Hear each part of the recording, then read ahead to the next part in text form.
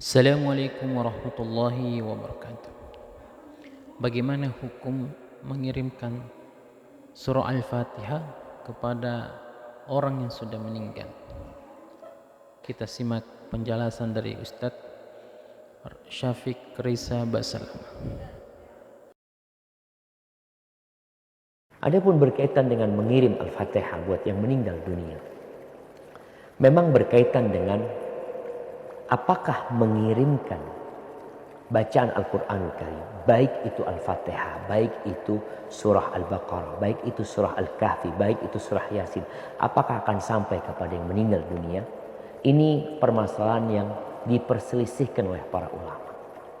Sebagian ulama mengatakan sampai sebagaimana sedekah tadi kita bicarakan sampai.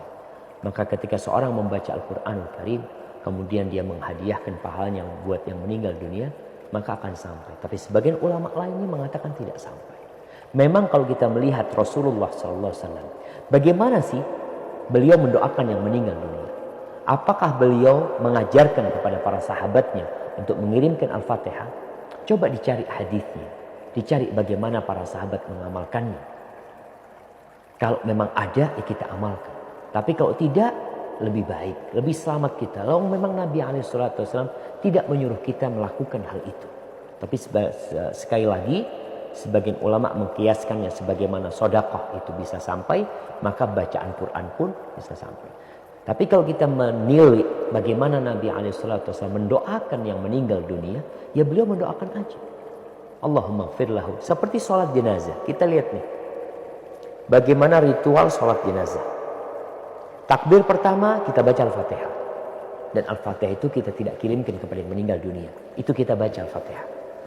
Kemudian takbir kedua kita salawat buat Nabi SAW. Dan itu pun kita tidak kirimkan buat yang meninggal dunia. Kita membacanya untuk kita.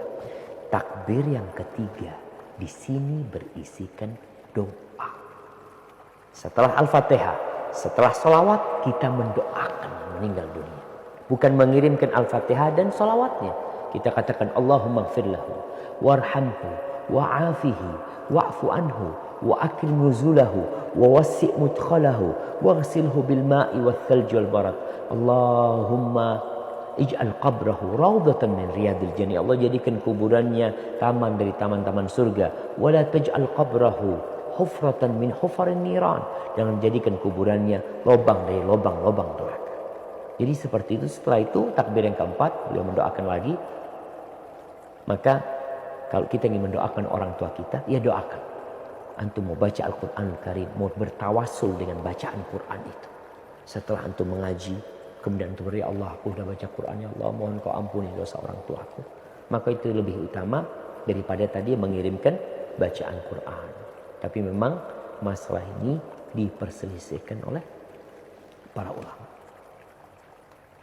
Hadza wallahu a'lam bis-shawab. Nah.